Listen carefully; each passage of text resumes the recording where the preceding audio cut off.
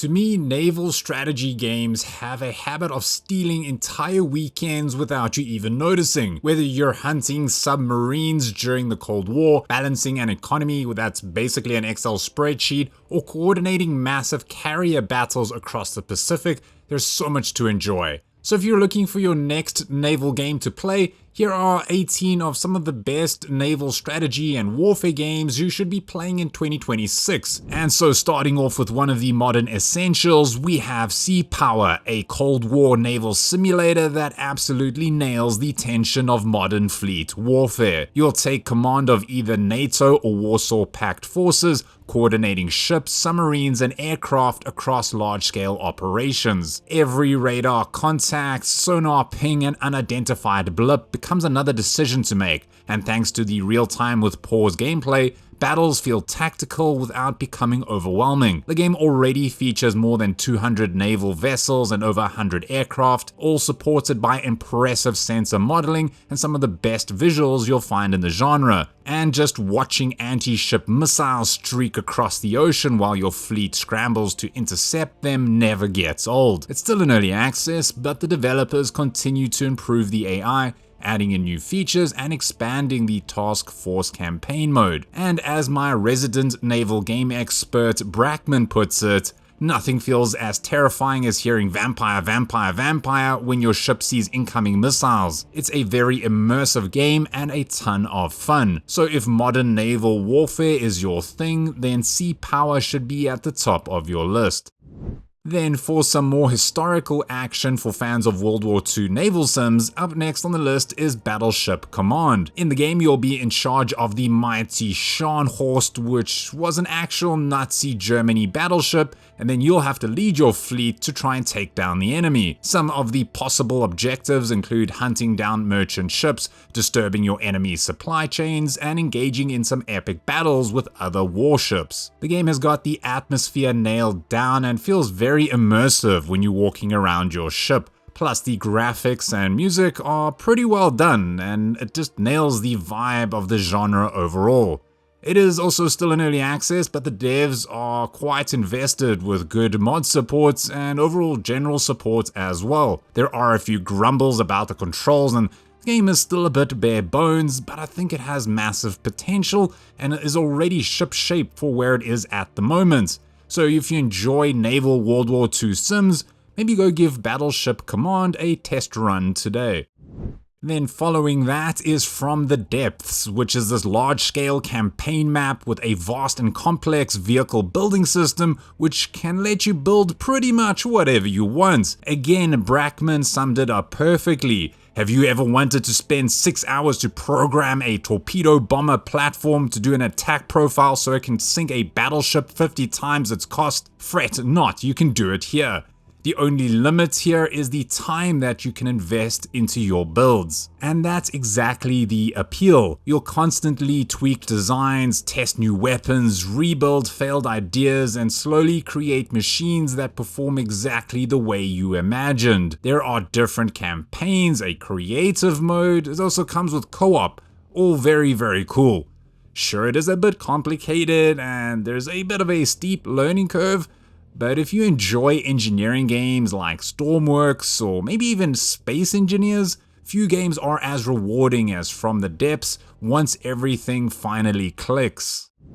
Next up is Task Force Admiral, a game that does a great job at capturing the complexity of World War II carrier warfare. Instead of focusing on individual ships, you'll be spending your time planning air operations, coordinating reconnaissance, launching strike groups, and just trying to locate the enemy before they find you. Again, it's still in early access, but the devs are providing great support and have done a good job with this one, especially for such a small team. The authenticity is amazing, and learning the actual tactics from that era help you quite a lot here. In the game, you'll be planning and carrying out various air operations as the Americans and really getting into the vibe of what carrier life was like. And it won't be easy, like you will fail and get burnt, which makes success, if you have any, even more rewarding. It isn't the easiest game on the list, and the AI still needs a bit of polishing in some places, But if you enjoy thoughtful strategy games that reward careful planning rather than fast reflexes, Task Force Admiral is definitely worth your time. Now for a truly submersive experience, up next is UBOAT, one of the most immersive submarine simulators available today. If you're a fan of games like Silent Hunter, then this might be for you. You'll be in control of a German U-boat, and you'll be doing what German U-boats do best. The graphics aren't too bad, the submarine maintenance is done quite well, and the micromanaging here and there, especially when you're dealing with the crew, all add up to that immersive experience. The game also feels quite authentic and realistic for the era, and it'll definitely get your heart racing when times get intense. Sure, it can be a bit buggy at times, especially at the port with some weird UI stuff, but nothing game-breaking. And even though the updates can take time, the devs have not abandoned it, and there's a lot of support, which is always great to see. So if you're searching for a deep, authentic World War II submarine simulator, U-boat remains one of the best out at the moment. Now, if you've ever wondered what would happen if the Cold War suddenly turned into World War III, then Cold Waters is exactly the game for you. Often described as the spiritual successor to Red Storm Rising, it strikes a great balance between accessible gameplay and authentic submarine warfare. In the game, you'll command a NATO submarine through a variety of dangerous missions, from intercepting enemy convoys and shadowing Soviet fleets to hunting hostile submarines and evading enemy aircraft. Much of the gameplay revolves around interpreting sonar contacts, plotting intercept courses on your tactical map, and then deciding exactly when to strike before disappearing back into the depths. The tutorial does a solid job of easing you into the mechanics, and while the learning curve feels quite intimidating at first, eventually everything starts clicking surprisingly fast. And as Brackman describes it, this is a very deadly cat and mouse game with MCON, silent running, and half a ton of explosives closing on a target that, with a bit of luck, has not noticed the launch. Also, you will be very paranoid after playing. So if you're looking for tense, rewarding submarine combats with the complexity of a full simulator, Cold Waters might just be worth checking out. Now, if you're looking for some epic naval action against other players without spending a penny, well then look no further than World of Sea Battle, which is today's sponsor. Most MMOs are all about the grind, but here you can reach a top tier ship in just a couple of weeks, not months. There are over 50 unique ships to pilot, including the legends like the HMS Victory and the iconic vessels like the Black Prince. It comes with tons of customization as well, like there are hundreds of ways to build your ship to fit your playstyle. Plus, in the latest update, Naval Supremacy, it adds guild privileges, reworked tension and reputation, a new specialist system, 8 new ships, and the smuggling and economy mechanics also got an overhaul as well. You can create your own adventure here where you can join the pirates or find your own guild and set the rules yourself. So if all of this sounds good to you, use the link in my description to download World of Sea Battle for free. And if you use my link, you'll get an exclusive starter pack, 5 days of Captain's Seal for a huge XP boost, and 6 additional ship slots. Click that link, get your gear, and get ready to take on the high seas. And now, if you've ever wanted to combine Excel spreadsheets with some naval action, then Rule the Waves 3 might just be the game for you.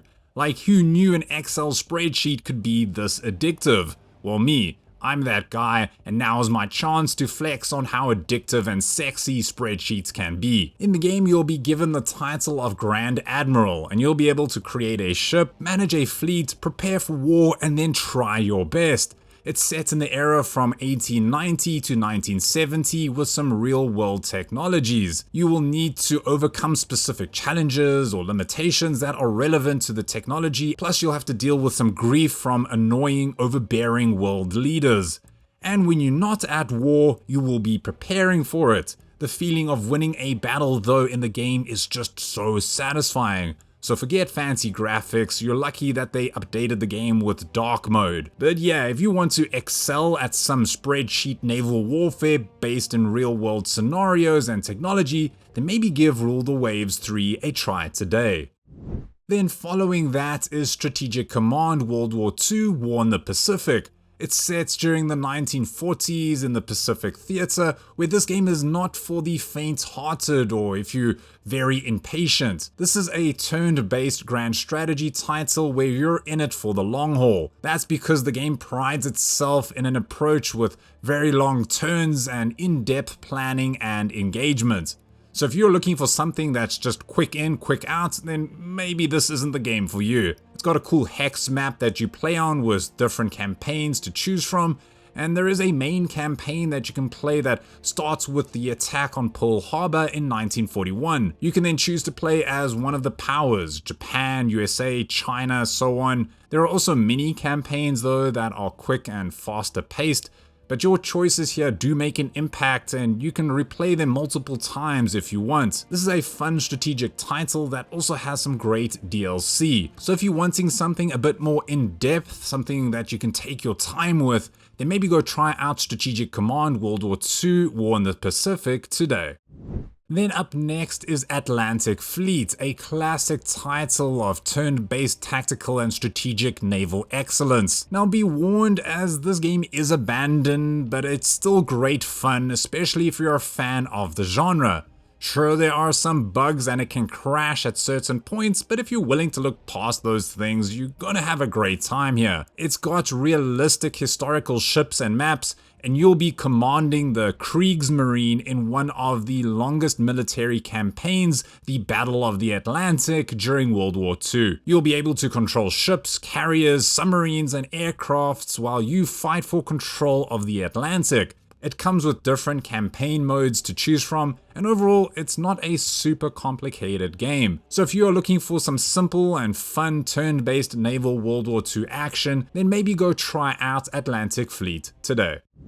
Then if realism is what you're after, then Command Modern Operations is about as close as you can get to sitting in a real-world military operations center. Rather than commanding a single ship or submarine here, you'll be coordinating entire joint operations involving naval task forces, submarines, aircraft, satellites, and land-based units across huge theaters of war. Every mission becomes this exercise in gathering intelligence, managing sensor coverage, and making difficult command decisions long before the first missile is ever launched. The sheer amount of detail is staggering though. You've got radar performance, electronic warfare, weapon ranges, and aircraft endurance that all play a meaningful role. Like as Brackman describes it, Command Modern Operations is a modern combat simulator where you can conduct large-scale operations with land, air, and naval assets. So if you're the kind of player who enjoys studying maps, analyzing intelligence, and coordinating modern military operations, well then Command Modern Operations is probably the gold standard of modern warfare simulations. Then following that is Ultimate Admiral Age of Sail, which transports you to the high-stakes era of the American Revolutionary and Napoleonic Wars. Coming from the studio behind the Ultimate General series, this tactical wargame focuses on the epic scope of the 18th century naval campaigns. Like as Brackman puts it, if you've ever wanted to feel like Nelson or Villeneuve, well here's your chance. You start small, a brig or sloop, and then build up your squadron to ships of the line. You'll manage everything from ship upgrades and crew skill sets to weapon selection for your Royal Marines. Plus the combat can get pretty intense, like one well-placed shot can swing a battle from victory to a desperate struggle for survival. And while the land combat mechanics can feel a bit clumpy and the tutorials might be a barrier for new players, the core naval experience is done very well. To me, Ultimate Admiral Age of Sail is recommended for history buffs and strategy players who just want to test their skills in a realistic, punishing environment.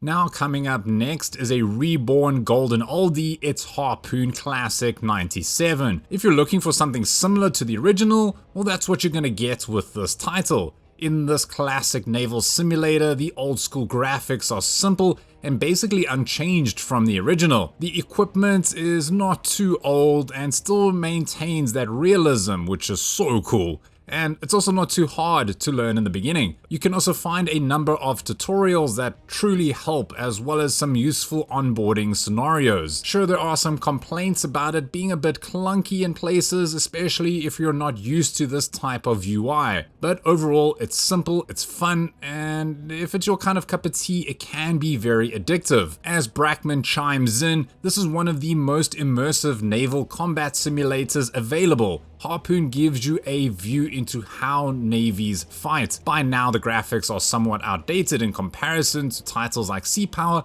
but it's still one of the best. So if realism matters to you more than modern graphics, maybe go try out Harpoon Classic 97, toot sweet.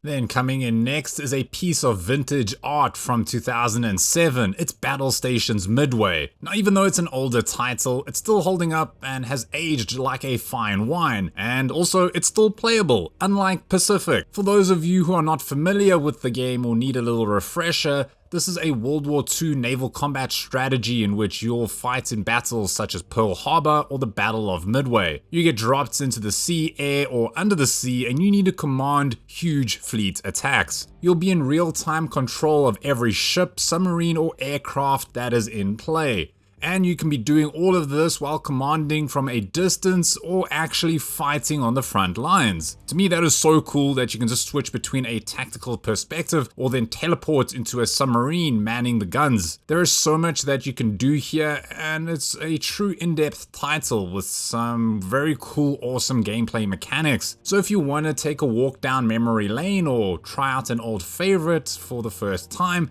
then I recommend trying Battlestations Midway when you get a chance. Then coming in hot, up next we have a super fun naval combat strategy title called Boat Crew. In the game you'll find yourself in the middle of this turbulent war set in the Pacific, and you and your crew will go against the Japanese Imperial Navy. There are different campaigns to play, enemy bases to raid, adventurous missions to be had, and so much more. It's a game that's still in early access, but I think the devs are doing well here. There are some grumbles about the size of the boats and the game being a bit too buggy, but with the latest update there have been some mini bug fixes and co-op support, which is pretty cool too. So yeah, maybe keep your eye out on this one. It's a lot of fun. It comes with some thrilling adventures, like with the enemy attacks can get a bit overwhelming, but overall it's very enjoyable. Brackman summed it up well here. Focused on torpedo boats, this game is giving you a smaller perspective on naval war. You build landings, harass transports and harbors, and you're just a nuisance to the Imperial Japanese Navy. So if you're after something a little different from the usual battleship simulators, well, Boat Crew is shaping up to be a very promising addition to the genre. Then I'm just going to throw in another Ultimate Admiral title called Dreadnoughts, which is this ambitious naval warfare simulator that allows you to become the architect of your own fleet. Set between 1890 and 1950, this game offers unparalleled design freedom, letting you craft everything from little tiny torpedo boats to massive earth-shaking battleships. You get to control every detail, from funnel placement to tower variations to complex armor schemes and weight distribution, all of which directly impact your ship's speed, maneuverability, and combat effectiveness. The game isn't bad. As Brackman puts it, it's a decent naval game from the late 1890s in a timeline where aircraft never existed. Their campaigns can be fun to play, building your entire navy from ironclads up to 120,000-ton monsters of battleships. Sadly, by now it's no longer being developed and is best playable with one of the two big mods available, Dreadnought Improvement Project DIP or Naval Arms Race NAR. So if ship design is just as appealing to you as naval combat itself, Ultimate Admiral Dreadnoughts might offer some fun gameplay if you know your way around a mod or two.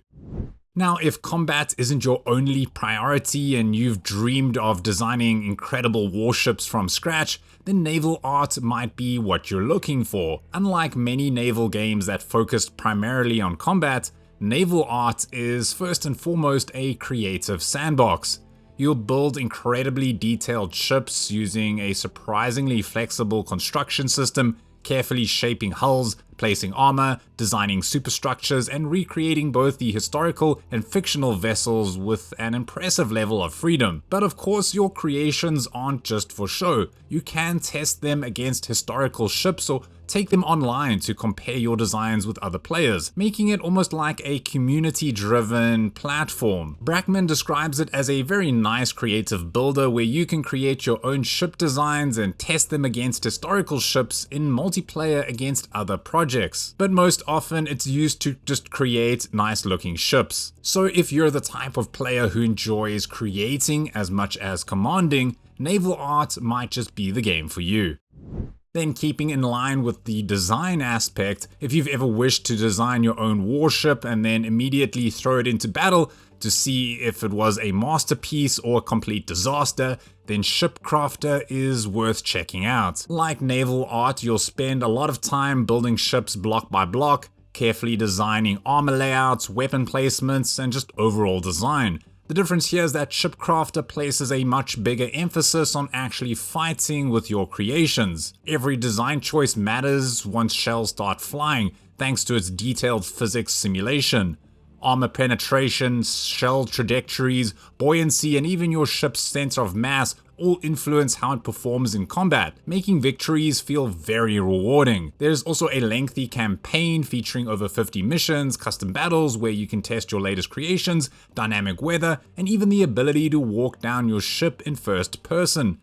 And then lastly, if realism isn't your #1 priority and you're just simply looking for outrageous naval action, then Waves of Steel is an absolute blast. Inspired by classics like Warship Gunner, this game throws realism overboard in favor of over-the-top arcade combat, where you go from fighting small torpedo boats to destroyers to these massive flying aircraft carriers that have way more guns than humanly possible. Every mission will reward experimentation, whether you're upgrading weapons, unlocking increasingly absurd ship designs, or simply seeing how much destruction you can cause before everything around you explodes. It's fast, it's chaotic, and doesn't take itself too seriously, making it a great palate cleanser after some of the more hardcore simulators on this list. So if you're looking for pure naval fun rather than strict historical realism, Waves of Steel is well worth checking out. But that wraps up my list. What did I leave out? Let me know in the comments section below, and maybe like this video or maybe even subscribe to find more games to get lost in. A big shout out to my channel members. You guys always mean so much to me. But other than that, it's Marco here from Easily Distracted Games,